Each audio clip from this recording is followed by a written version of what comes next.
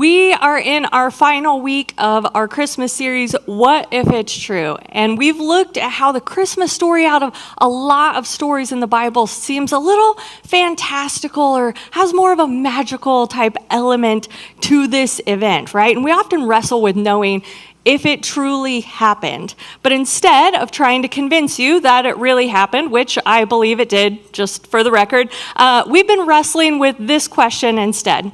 What does Christmas mean for us today? In 2024, what does Christmas mean for us today, right now? Not only back to the people who walked with Jesus in their Eastern land, and not only when you first heard the Christmas story way back when and decided it was going to sound like that until you died with no questions asked, but right now for us in this space where we tell you it's okay to have questions and to wrestle with these doubts of what this ancient text says, what does Christmas mean for us today? And we started talking about the reality of God becoming a human man, 100% God and 100% human man, and what that means for us. The fact that he experienced our emotions, he cried, he laughed, he grieved, right? So what does that mean that he can relate to us? And last week we talked about how the beauty of the Christmas story is God leaving the splendor of heaven to come find you, to come and forgive you, and to welcome you into the fold of his family. How we don't have to fix up our mess or our life because he comes to forgive and find you. We hear the Christmas story year after year, right? And we probably even zone out most of the time when somebody reads it to us or we hear it because we've heard it so many times. Even if you wouldn't consider yourself maybe a Jesus follower yet, you've heard this one, right? So it just kind of becomes white noise often in the background. But when we close our eyes and we reflect on Jesus's birth, we often focus on the beauty of the nativity scene, right? The manger, the angelic hosts, the humble parents, the surrounding peace of the whole situation. It usually looks like this. Wait, what? I don't recall there ever being a penguin in there, but maybe this is first time for everything. Not sure how that got there, but it was supposed to look like this. Okay, not exactly that either. I've never seen the Star Wars Christmas special. Apparently, George Lucas actually had one and tried to scrub it from the internet. I've never watched it. I didn't even know it existed until last week when Joel told me. But I'm sure Yoda would have had some very wise words for our Mother Mary here. But you have an idea of what the nativity scene looks like, right? What the birth story looks like in your head. But sometimes you hear things or you see things like that and you're like, wait, that doesn't really make sense. That doesn't make sense with what I know, because I know there were donkeys there. I didn't see any sheep in that manger either, so it doesn't really make sense. Now, something I didn't know or I didn't realize, or maybe I just didn't pay attention because, that's also how I roll, until a few years ago, was that the birth story is actually in a couple of different books of the Bible. Matthew and Luke both have accounts of Jesus' birth in their books of the Bible. Joel last week talked about how John also does, but how John's a little bit different, and that's okay. But Matthew and Luke's stories are kind of written in a similar tone, similar vibe. But I will say, just because it's in two parts of the Bible does not mean we're talking about a different story. We're talking about the same story, just by two different authors and two different accounts. Kind of like if we were to tell a story about this morning, you talking to people that you know, who I probably don't know, your story would be different. You'd probably talk about the donut you had, or the hot cocoa, or the temperature of the room, or that Pastor Joel wasn't up here, right?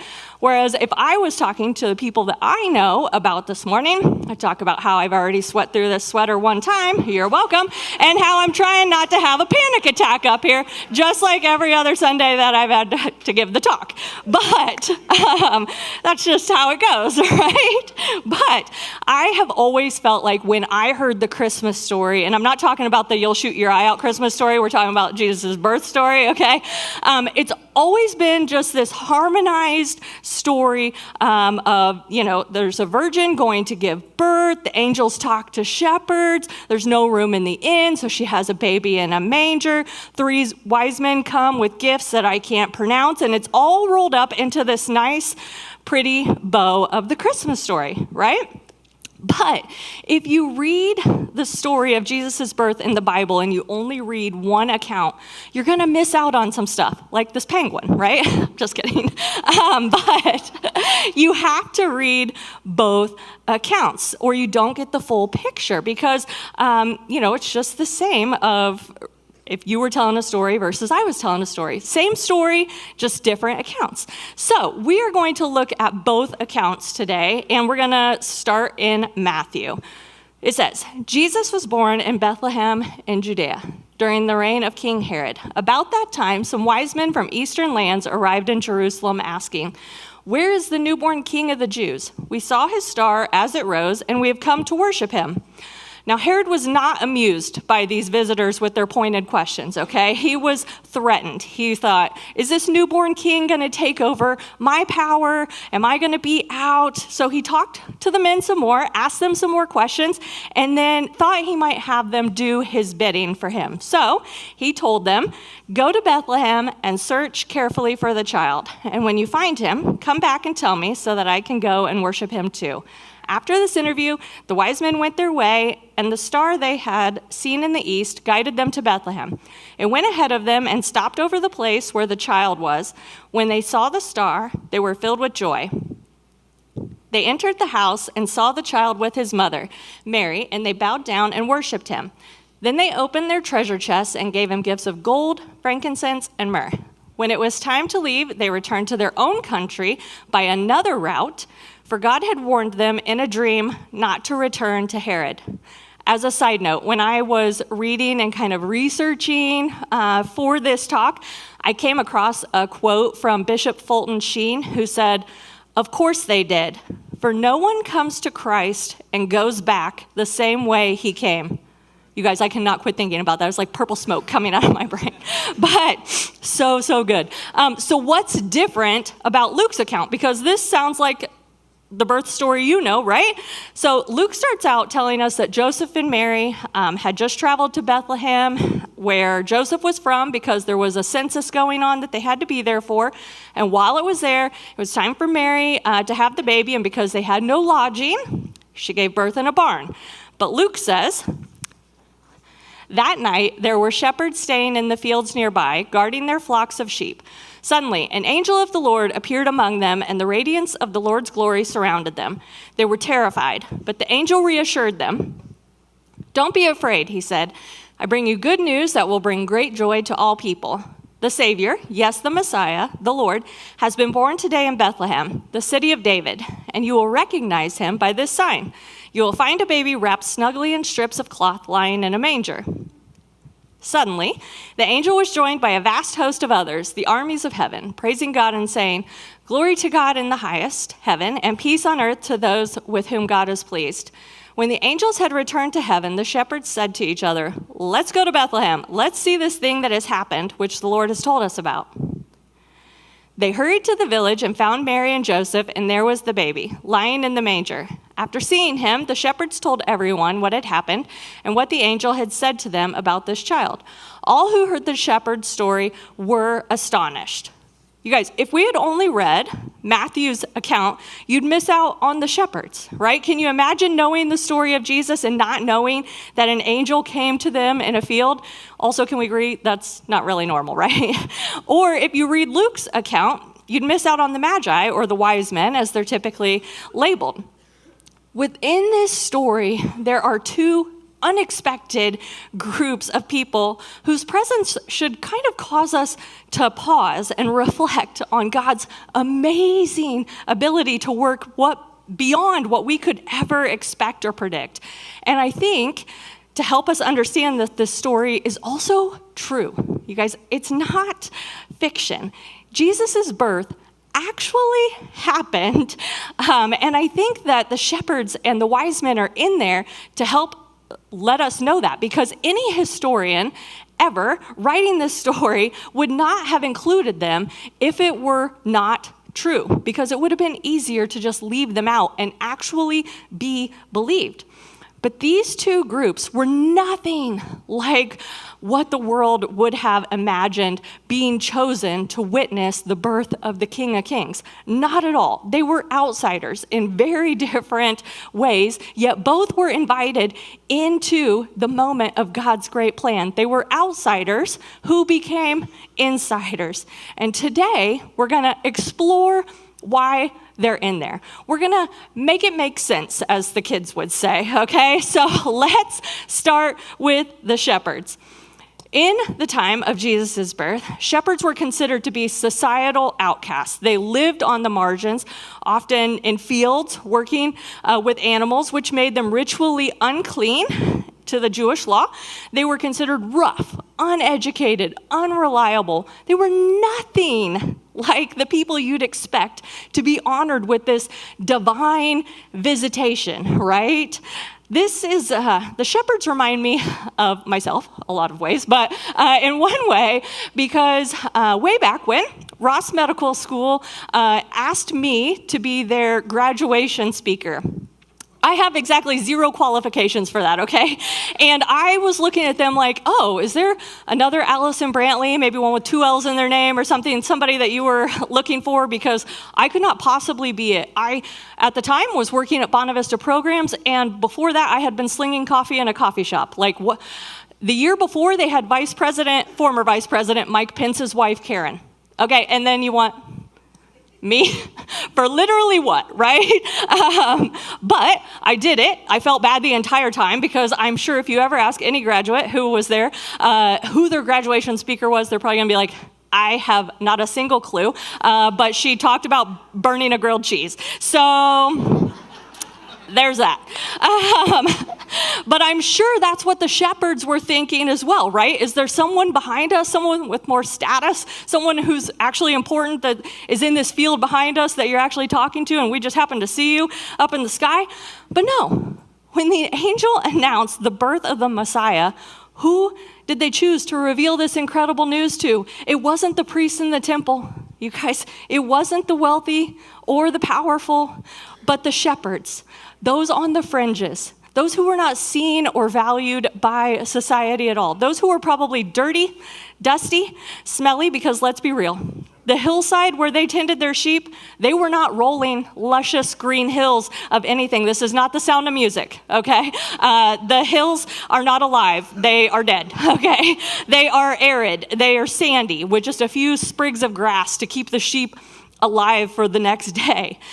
Pastor and author A.J. Sherrill said this: I chuckle a bit at Christmas pageants that characterize Luke's shepherds as old men with smooth skin, sweetly whistling a little town of Bethlehem on a set resembling the English countryside. If that's the image you hold, it's time to shake the Etch-a-Sketch and redraw a more accurate image. You guys, so why the shepherds? I think probably several reasons. One, like I told you earlier, I think it's to prove that the story is true. It's not fan fiction. The shepherds wouldn't be in it because they weren't respected as a profession. They didn't keep the Sabbath. They worked 7 days a week. They often let their sheep graze on private property, so they were looked at as thieves, and their hygiene, it left a lot to be desired, you guys. No historian would have written them into the story unless it was actually true. But I think it is also because God's plan transcends the world's expectations. He didn't come for the proud or the self-sufficient. He came for those who were humble, for those who were looking for hope in the midst of hardship, for those who were willing to listen, those who were least expecting it, no matter their status. It's almost Christmas, so he came for the George Baileys. And if you haven't seen It's a Wonderful Life, you guys, it's been out since 1946. So this isn't a spoiler alert. You've had plenty of time to watch it, okay? But George didn't see the purpose in his life. He had thought about just ending it all when an angel comes to him and shows him the difference that he has made in all these different people's lives and how they would be different if he had not been born.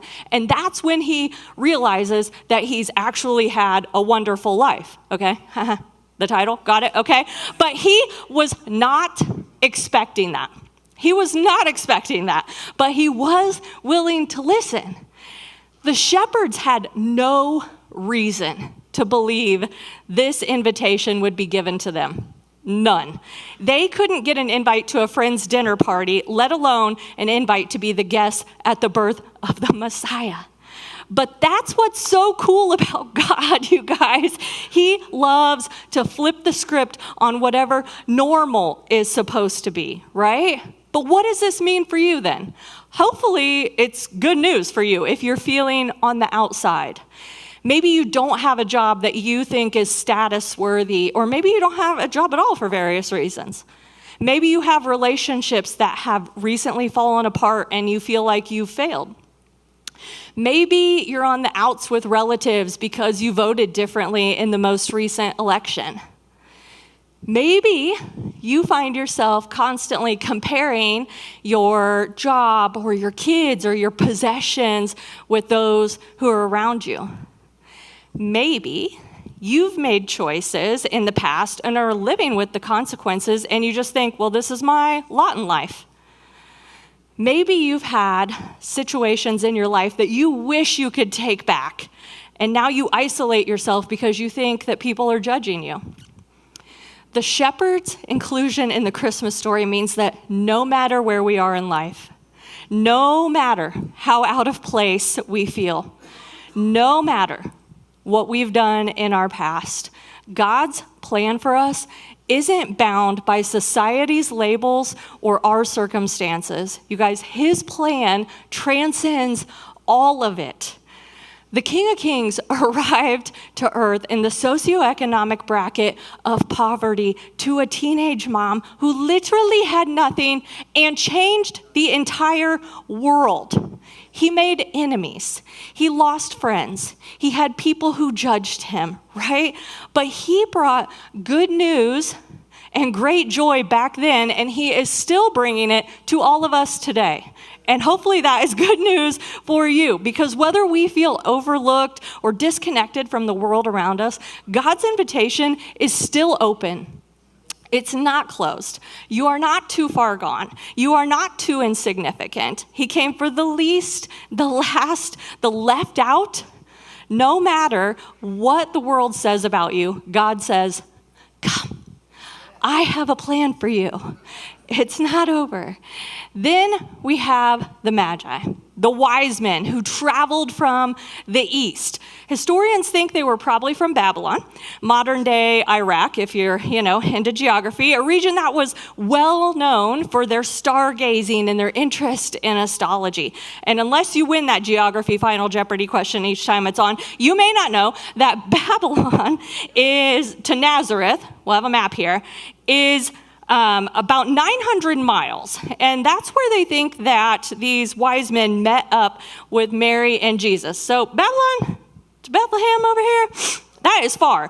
And if they had a car, it would have been a little over 13-hour drive, okay? But they had feet and they had camels, and that was about it. So this was not a weekend trip. This was a pilgrimage. This was a long, tough, rough journey. And by the time they arrived to Mary and Jesus, he was probably closer to 2 years old, you guys. He was probably walking around and toddling a little bit because this journey took a long time. So they did not arrive the night at the manger scene, okay?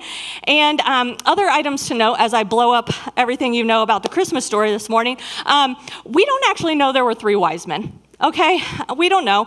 The Bible just says that some men showed up, and as we do, we just made that giant leap to the conclusion that there were 3 because it mentions 3 gifts, right? But as I was reading and researching and stuff like that, I read lots of things that mentioned an entourage.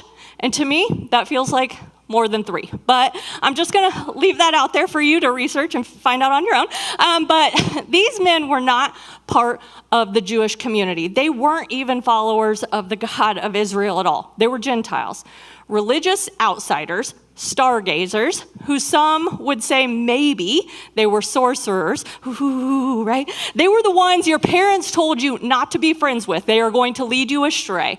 They did not have great theology or any theology at all, considered false teachers a lot of times. They wouldn't be sitting in church with us this morning on a Sunday, right? But they recognized the significance of a star that appeared in the sky, and they loaded up their camels, and they hit the road to find the king. Well, they hit the dirt to find the king of the Jews. Can you imagine? I don't think you can, because some of us won't even load up in our warm car to go across Howard County to a restaurant that somebody recommends because we might not like the food and that's too far to drive. Okay? So can you imagine spending months in the desert to travel based on the significance of a star in the sky? I don't think you can. It makes smoke come out of my brain a little bit when I think about it. But A.J. Sherrill, who I referenced earlier, related the Magi to athletes who are finally getting drafted after all of the hard work and sweat and practice and study and preparation that they've put in. They're finally getting their big moment. He put it this way: for years, perhaps decades, these astrological geniuses had dedicated their lives to charting the stars. These were scientists who saw no need to separate astrology from theology. The Magi seeing the stars soaring in the east would be a cause for weeping and dancing. Imagine all the hard work, the study, the late nights. After all, that's when stars are visible. Perhaps after napping during the day, they went to work at night. Imagine the haters and the doubters of their craft. But in that season, everything they'd spent their life anticipating was arriving. Their shining moment had come, and it was now time to move from speculation in their heads to realization in their feet. Loading the camels, charting the route, packing the gifts, a long and dangerous journey was about to begin. Off they went in search of the one who had come in search of them. You guys, the Magi's inclusion is even more striking because they represent people who in many ways would be considered too far from God. They were not born into the faith. They did not have the scriptures or the promise of that the Jewish people had. Yet God revealed the truth of Christ to these outsiders, and they responded in faith and became insiders. The Magi story reminds us that God's plans are for all people, no matter their background, nationality, past beliefs. The invitation to encounter Christ isn't reserved for a select few. It's for the whole world. Even those who seem to be the furthest from faith or the least deserving from the love of God. They're not excluded. Sometimes we may feel as though our past or our identity disqualifies us from God's grace, perhaps because of our history or our culture or our social status or our relationships or the mistakes we've made. Or maybe we think because we aren't some sort of super Christian with our eyes closed and our hands raised during the music that we're disqualified. Or maybe because we can't memorize scripture and, spout it off in the moment of an argument that we're not actually a real Christian. But the story of the Magi tells us that God's grace is bigger than all of that. It's bigger than our past because the Magi didn't know anything about faith or scripture. And look at them. We're still talking about them today, right? Well, something about me that you might not know is that I was married in October 2001. And I know you're like, oh, girl, how could that be? You look so young. But just kidding. Literally, no one was thinking that. But got married October 2001. And then we had our first daughter in March 2002. And you could probably do the math. I'm not great at math, so if you need a little help, October to March, not 9 months, okay? It's not 9 months. But the summer when I was 20, I found out that I was pregnant. And at the time, my husband and I were just dating, and not even for that long, honestly.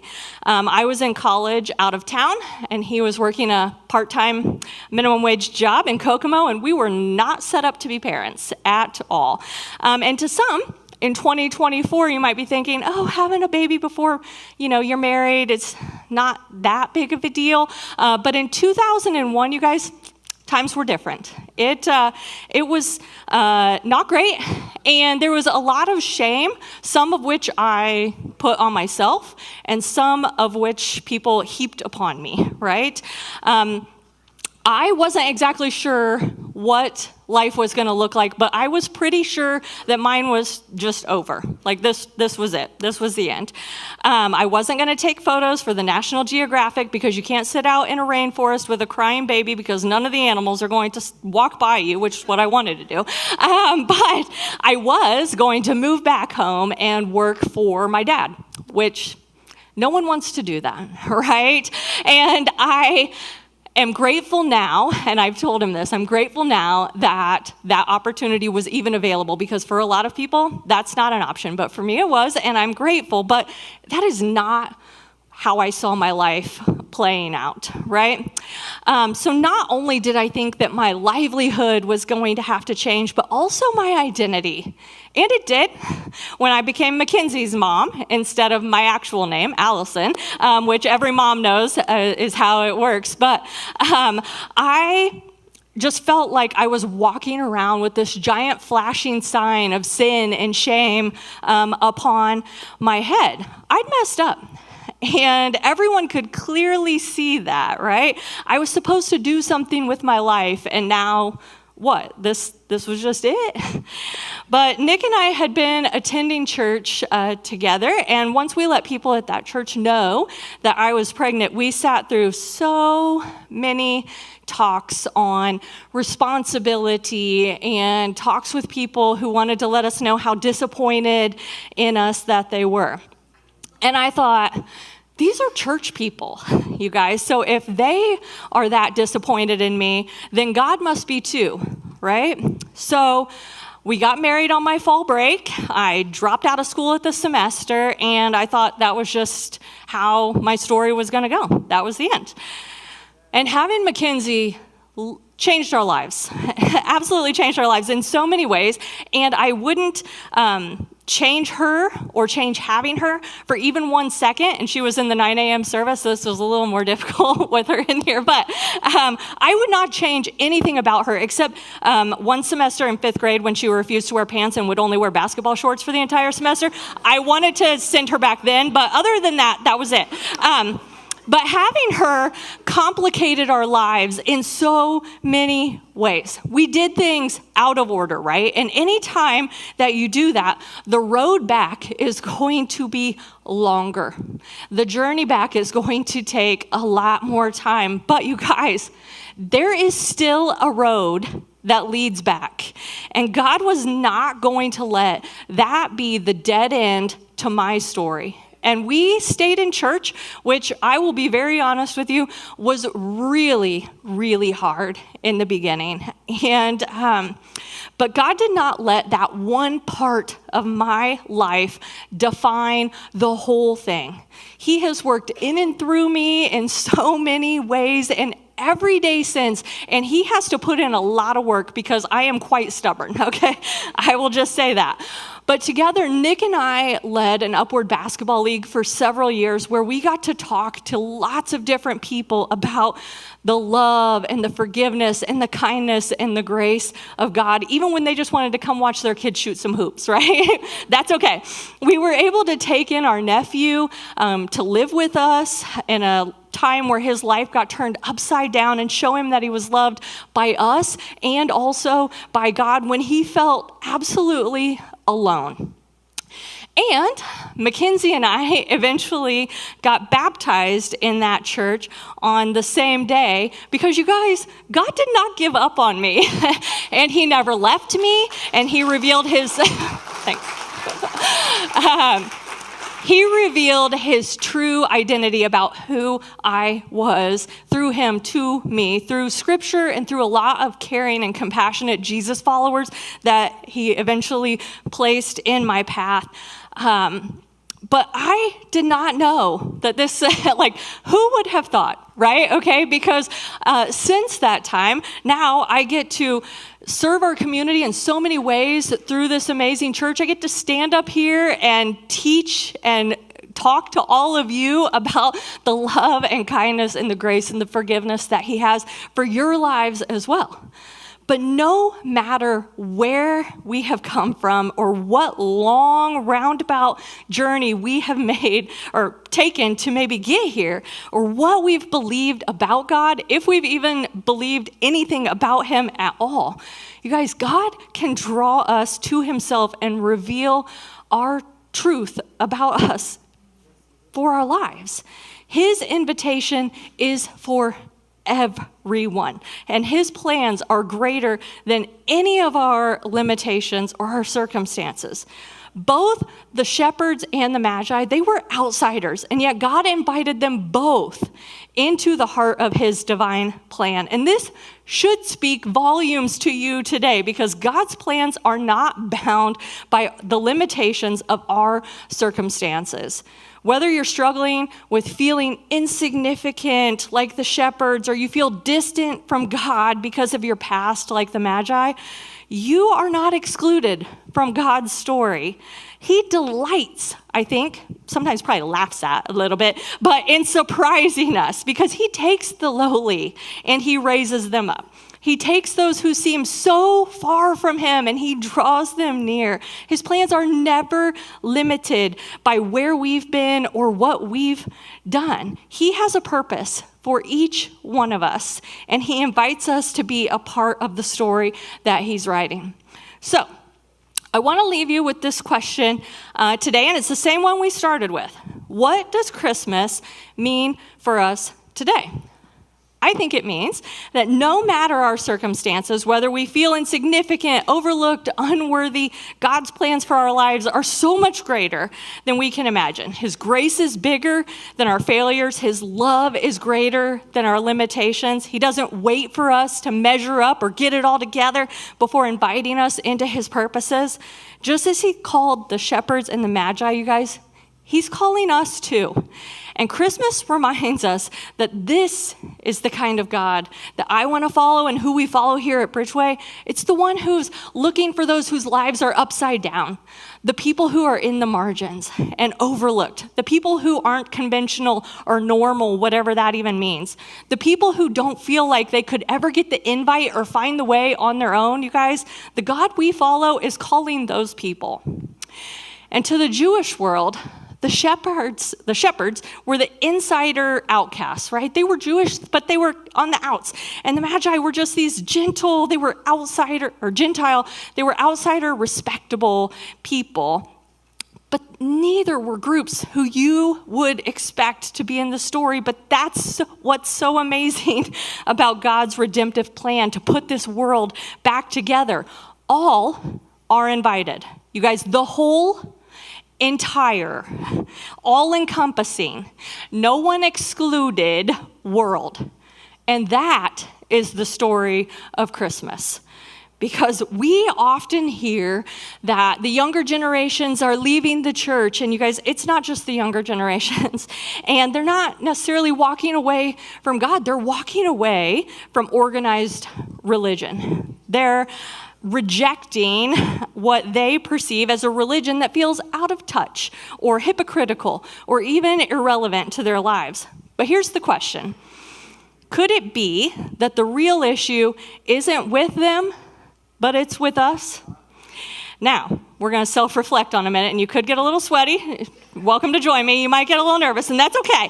But imagine if the religious people in their lives, us, the church, right, looked more like the shepherds and the magi. What if we were humble enough to be real, to live out a faith that's grounded in authenticity and humility and openness, and not in self-righteousness, or, being proud or showing the shame to people?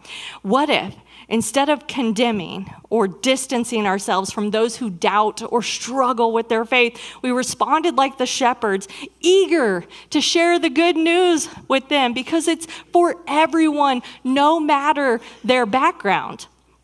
And what if we were hungry for the truth like the Magi, willing to search and to journey and to sacrifice in order to discover more of God?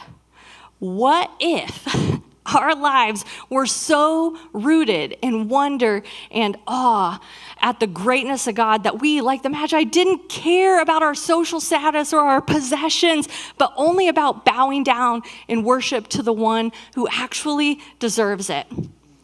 When people look at organized religion, they often see something that feels distant or judgmental or caught up in the trappings of tradition. Stand up, sit down, be quiet, do this, don't do that, right? But when they look at the shepherds and the Magi that we've been talking about, they see authenticity and humility and a deep longing for truth. So what if we as Christians were more like them? The good news about Christmas isn't about perfection. It's not the highlight reel on your social media. Sorry if that's a spoiler alert, but it's about being real. It's about finding Jesus in the most unexpected places and, like the shepherds and the Magi, coming to him just as we are, regardless of the path that you have taken to get there. Because if we as Jesus followers can reflect that same kind of authenticity and humility and hunger for truth, maybe, just maybe, more people would be drawn not to religion, but to the living, breathing presence of Jesus. You guys, and that's what we're trying to do. But maybe as we talk about Christmas this year and we reflect on the birth of Jesus, you may be finding it challenging to remember that God's invitation is even for you. You might not think that you belong. You might be sitting out there this morning with imposter syndrome because you put on nice clothes and you showed up, but you think your Saturday night adventures should have kept you home sitting in your shame. No. You might be sitting there looking at the end of the year and thinking, I didn't accomplish a single thing. So what was even the point of living that whole 365 days? Or maybe you're experiencing such loneliness this season that getting out and coming to church is the only interaction with people that you have all week. And also, if that is you, this is super high five, okay, to all of you for getting up and getting here this morning. But maybe you've lost loved ones this year and you're not sure this whole Jesus Bible faith thing is even real anymore because why did that terrible thing happen? I see you and I know you're out there and I know it feels heavy and it feels hard and sometimes it feels real bad because I have also been you. Right? But the good news from the shepherds and the Magi is that no one is excluded from his grace. No one is too far gone from his love. And no matter where we are or what we've done, his plans for us far exceed our circumstances. And you guys, he's real and he's worth seeking and finding and worshiping and partnering with.